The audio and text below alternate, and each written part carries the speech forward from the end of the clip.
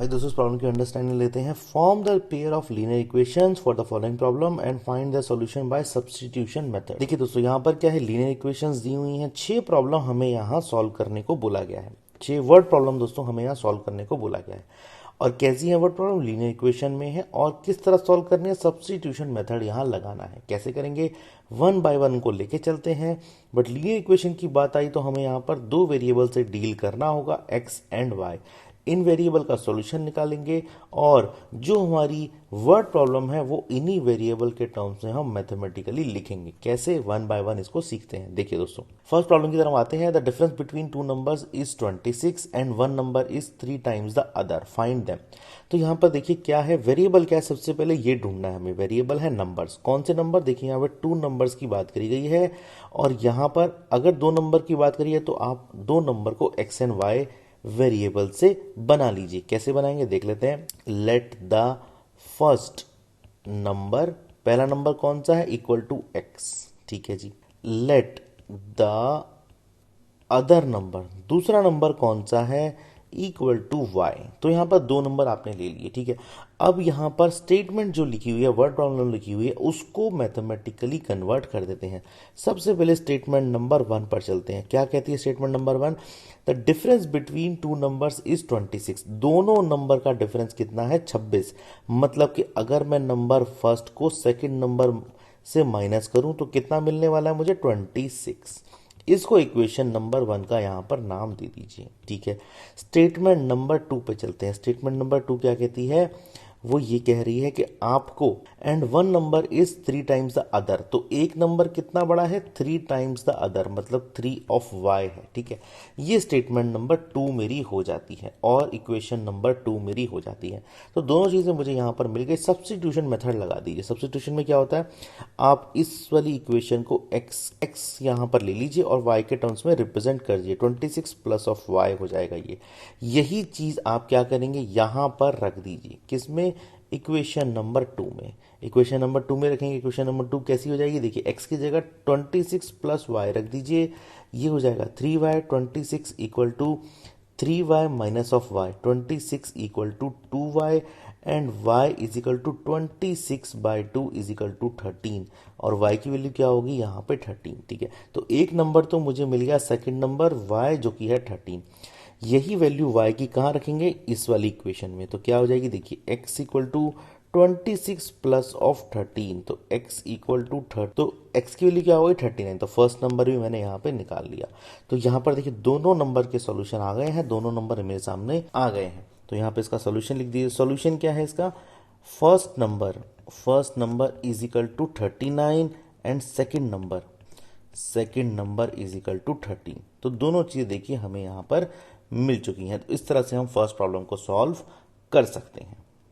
Second problem की तरफ चलते हैं दोस्तों। देखिए सेकेंड प्रॉब्लम क्या कहता है, the larger of 2 supplementary angles exceed the smaller by 18 degree. तो यहां पर देखिए क्या क्या कहा गया है कि किस टर्म्स में वेरिएबल हमें मिलने वाले हैं। एंगल्स के टर्म्स में वेरिएबल मिल रहे हैं। और एंगल्स किस में डिफाइन हो रखे हैं? एक एंगल है लार्ज, दूसरा है स्मॉल। तो उसी तरह से इसको डिफाइन कर दीजिए। कैसे डिफाइन करेंगे देख लेते हैं। देखिए, लेट द लार्जर एंगल, जो बड़ा एंगल है वो क्या है? इक्वल टू एक्स, ठीक है जी।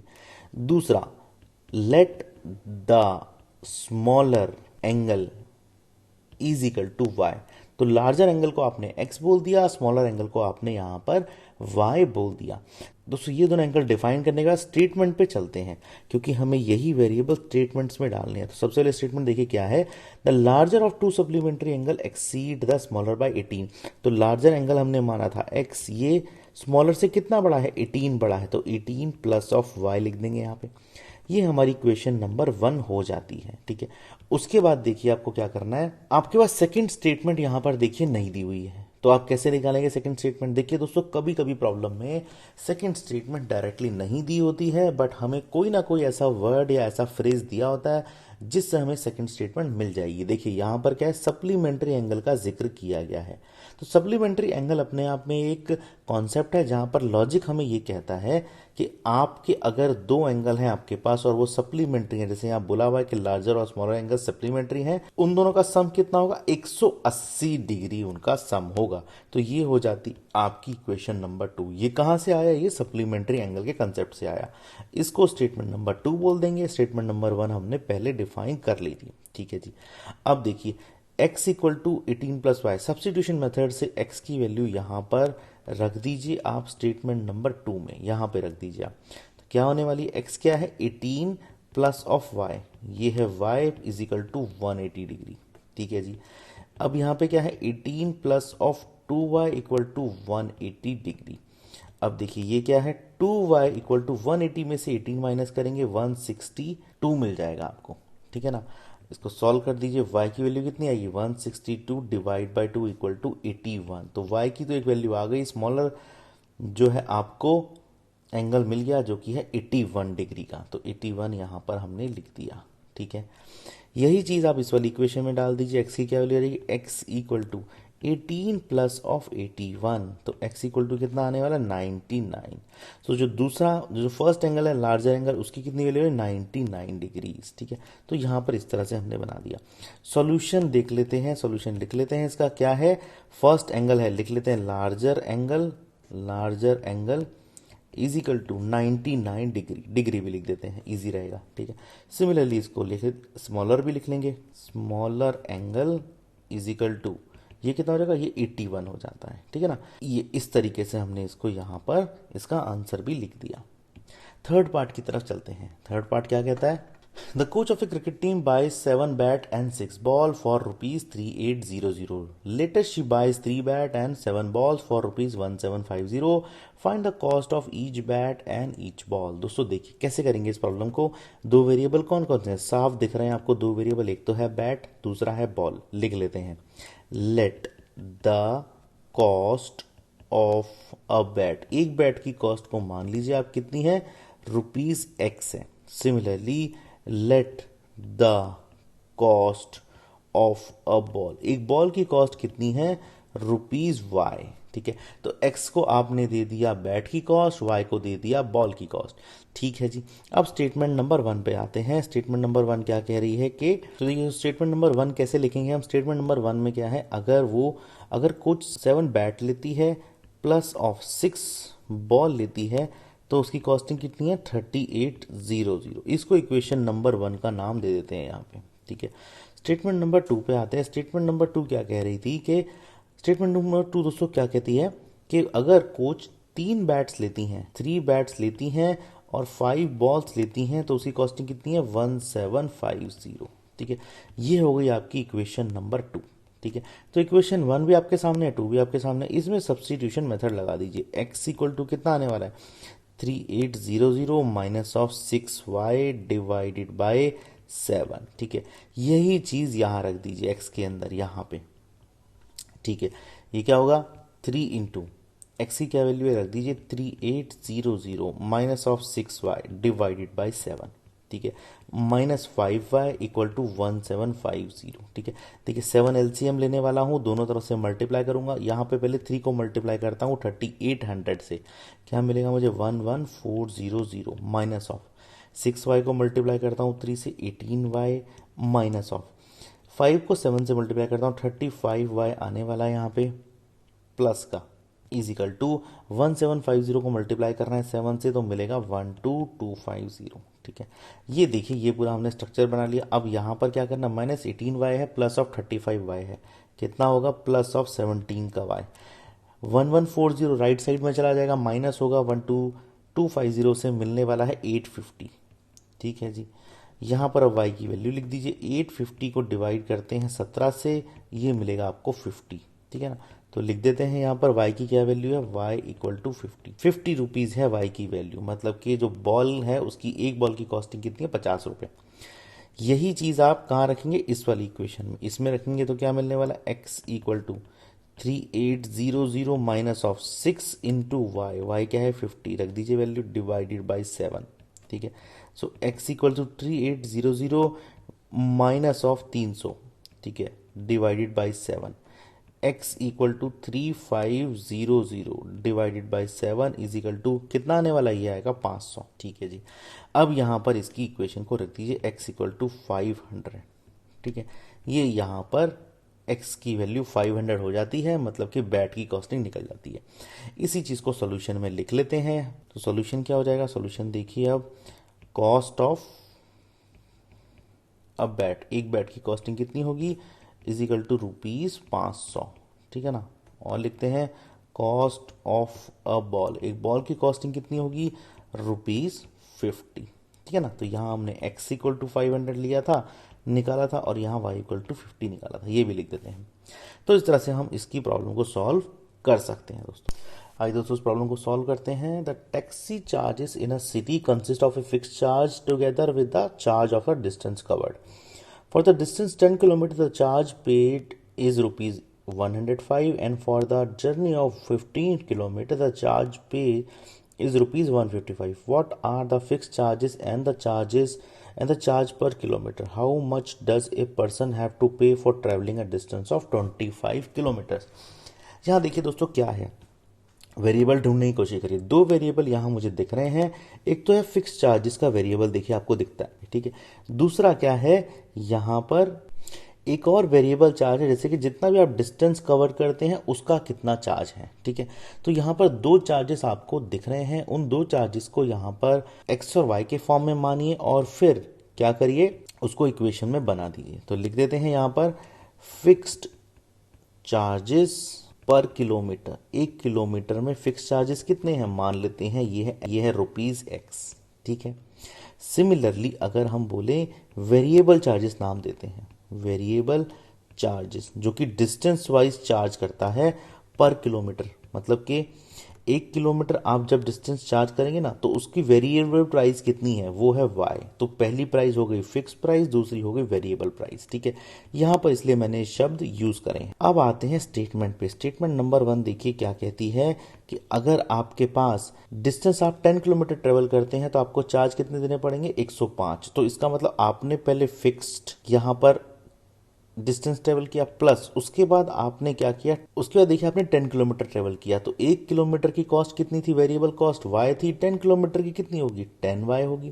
कितना हुआ, टोटल कॉस्ट हो गई 105। ठीक है जी, इसको इक्वेशन नंबर 1 बोल देते हैं। ठीक है, स्टेटमेंट नंबर 2 पे आते हैं। स्टेटमेंट नंबर 2 क्या है, देखिए दोस्तों यहाँ पर स्टेटमेंट नंबर 2 कहती है अगर आप यहाँ पे फिक्स चार्जेस x रखते हैं प्लस और 15 किलोमीटर में दोस्तों y रुपीस पर किलोमीटर की कॉस्टिंग थी, टोटल कितने हो गए 155। इसको यहाँ पर इक्वेशन नंबर 2 बोल देते हैं। ठीक है ना, इस तरह से दोनों इक्वेशन हमने लिख ली। अब देखिए दोस्तों यहाँ पर हमें क्या करना है, सब्स्टिट्यूशन मेथड लगाना है। तो इसको यहाँ पर x के टर्म्स में लिख दीजिए 105 माइनस ऑफ 10y।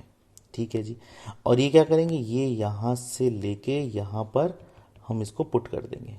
ठीक है, तो इसका मतलब क्या है, ये क्या होगा, 105 माइनस ऑफ 10y, तो x की जगह रख देंगे, plus of 15y is equal to 155। ठीक है ना, ऐसे कर देंगे। अब ये देखिए 10y माइनस का है, प्लस का है 15y, तो क्या होगा 5y इज इक्वल टू 155 में से 105 को निकालेंगे 50 हो जाएगा, y equal to 50 divided by 5, और ये बनेगा y इक्वल टू 10। तो वेरिएबल कॉस्ट जो है पर किलोमीटर की आ गई, वो है 10 रुपीज़, 10 रुपीज़ पर किलोमीटर। तो यहाँ पर इसको ऐसे मार्क कर देते हैं, ये हो गई।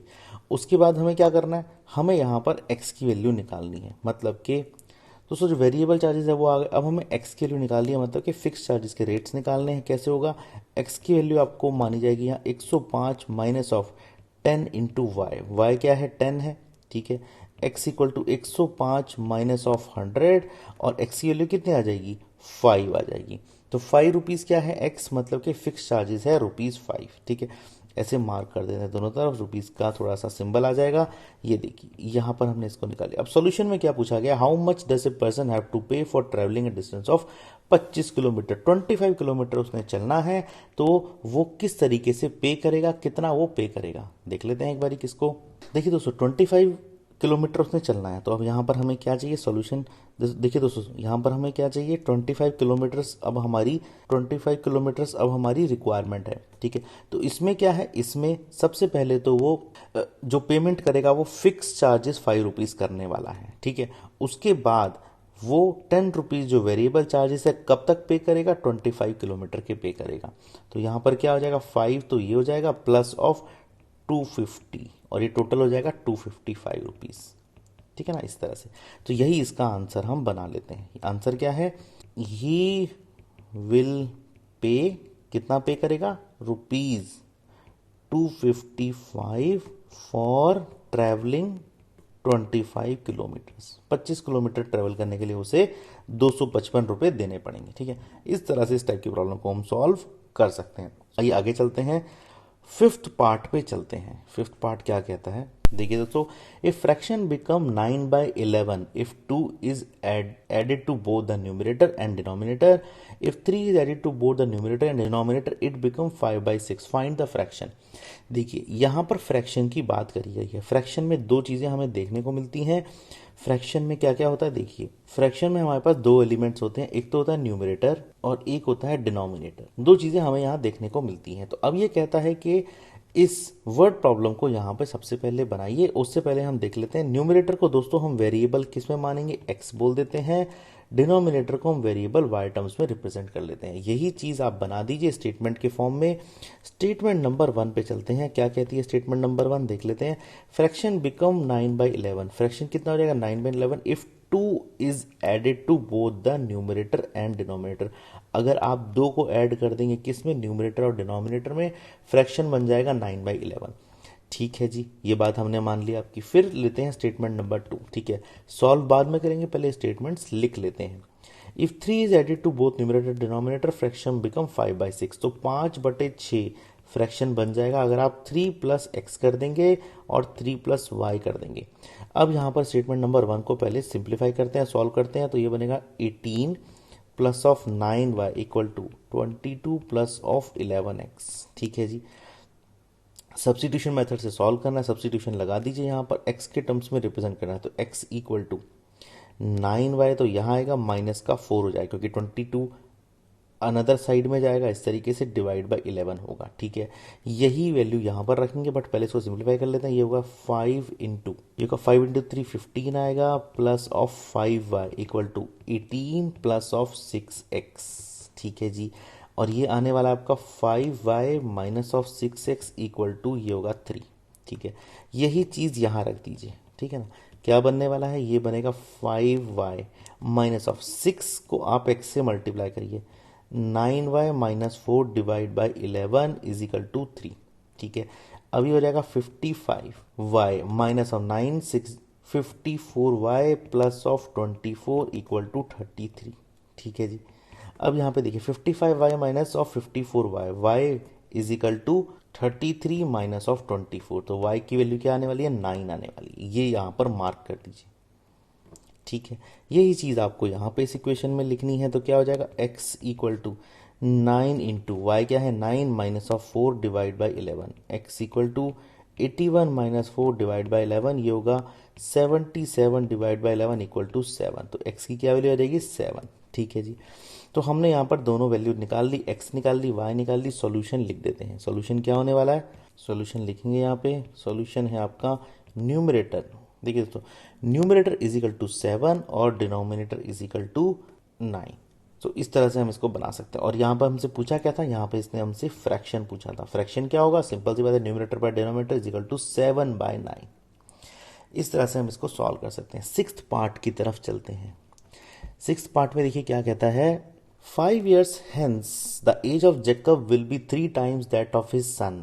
5 years ago Jacob age was 7 times that of his son. What are their present ages? अब देखिए यहाँ पर दो वेरिएबल सिंपल दिख रहे हैं, एक तो जेकब दिख रहे हैं और दूसरे उनके सन दिख रहे हैं। दो वेरिएबल यहाँ पे दिख रहे हैं, इनकी एज ले लेते हैं, प्रेजेंट एज ले लेते हैं। तो यहाँ पे लिख देते हैं let the present age of Jacob. Jacob की प्रेजेंट एज कितनी है, x ईयर्स है। ठीक है, और let the present age of Jacob son, Jacob के सन की कितनी एज है, वो है y ईयर्स। दोनों की हमने एज को एक वेरिएबल के टर्म्स में यहाँ पर मान लिया है। अब आगे चलते हैं।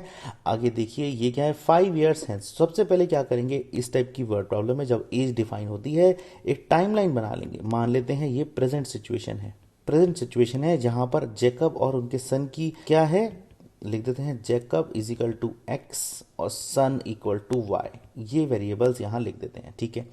अब क्या करेंगे, 5 ईयर्स हेंस, ठीक है जी, मतलब 5 साल आगे। तो 5 साल आगे आपने यहाँ चले गए 5 ईयर्स हेंस, तो यहाँ ये क्या सिचुएशन हो गई, ये वाली सिचुएशन फ्यूचर की सिचुएशन हो गई। लिख देते हैं यहाँ पर फ्यूचर 5 ईयर हेंस। तो इसका मतलब क्या है, जैकब और सन की एज कितनी हो जाएगी, लिख देते हैं Jacob is equal to x plus 5 और सन की एज कितनी हो जाएगी, वाई प्लस 5, ठीक है। ये दोनों हमने एज लिख दी।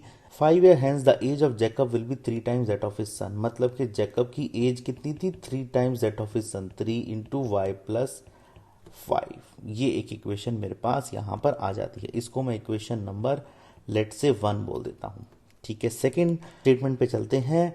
5 ईयर्स अगो, 5 साल पीछे, 5 साल पीछे, यहाँ पर देखिए 5 ईयर्स अगो, यहाँ पर 5 साल पीछे इन्होंने बोला, मतलब कि पास्ट की बात कर दी, पास्ट की बात कर दी। Jacob age was 7 times that of his son, तो जैकब की कितनी एज होगी, Jacob age was 7 times that of his son. सबसे पहले पास्ट में कितने गए थे, 5 ईयर्स अगो, तो x माइनस 5 कर दीजिए। सन की एज क्या करेंगे, सन की एज आप करेंगे y minus 5, 7 times that of his son. तो जैकब की जो एज है x minus 5 is equal to 7 time that of his son, ये हो जाएगी, ये हो जाएगी आपकी इक्वेशन नंबर 2, ठीक है। तो यहाँ पर आप 5 साल पीछे गए थे, माइनस कर दीजिए 5, यहाँ 5 साल आगे गए थे, प्लस कर दीजिए 5। इस तरह से एक टाइमलाइन बन जाएगी।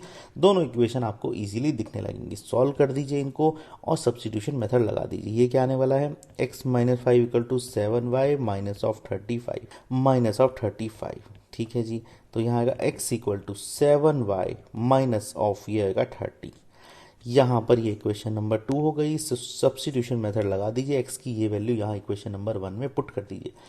तो जब x की वैल्यू पुट करने के पहले यहाँ पर इसको सिंप्लीफाई करते हैं, 1 more level, x plus 5 is equal to 3y plus of 15, ये होगा x is equal to 3y plus of 10, 5 वहाँ चला जाएगा, माइनस होगा, x की वैल्यू रख दीजिए 7y minus 30 is equal to 3y plus of 10। Solve कर दीजिए, 3y यहाँ आएगा तो ये 4y बन जाएगा इक्वल टू 30, वहाँ जाएगा तो 40 बनेगा। तो y इक्वल टू क्या आएगा, 40/4 इज इक्वल टू 10, और y की वैल्यू क्या आ जाएगी यहाँ पे 10। तो ये हो जाएगा दोस्तों, यहाँ पर y की वैल्यू इक्वल टू 10। यही चीज़ यहाँ रख दीजिए x के अंदर। तो क्या आने वाला है आपका, देखिए x equal to 7 into 10 minus of 30, x equal to 70 minus of 30, x equal to 40। तो यहाँ पर ये x की वैल्यू भी आपके सामने आपको मिल जाती है। तो यहाँ पर एजेस भी आ गई दोनों की। सॉल्यूशन लिख देते हैं। सॉल्यूशन क्या है, x मतलब कि जो जैकब की एज है, Jacob's age is equal to 40 years, ठीक है ना। और लिख देते हैं सन की एज कितनी है, सन की एज कितनी है, 10 ईयर्स है, ठीक है ना। तो x से हम रिप्रेजेंट कर रहे थे जैकब को, y से रिप्रेजेंट कर रहे थे सन को। इस तरह से दोस्तों स्टेप की प्रॉब्लम को हम सॉल्व कर सकते हैं।